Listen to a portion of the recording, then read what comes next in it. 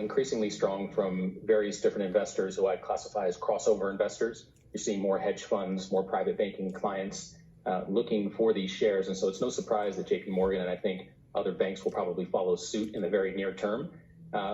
By nature, private markets are capacity constrained, however. And so getting allocations in the size which is necessary to satiate that demand, I think will prove to be more of the challenge than the demand side of the equation itself. To that point, you've been involved in this area for a while, a little ahead of JP Morgan moving into this space.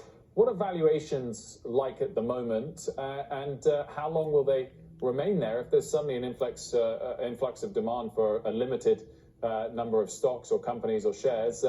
Might this be quite a short-lived foray? It's going to be interesting to see. I think that one thing we know is the case is that traditional asset management with public market only allocations is really a thing of the past. The line between public and private investments is really blurring and dissolving. I think most asset managers and indeed most investors are looking for allocation to equities in a more broad-based format that includes companies like SpaceX and Airbnb that you mentioned earlier, which are really private by design as opposed to by necessity. And so I don't think this is going anywhere. I actually think that there will be significant demand for many years to come. This market will become much larger and much more liquid. And I think that it will be occupied by a number of native brokerages as well as incumbents like some of the large banks.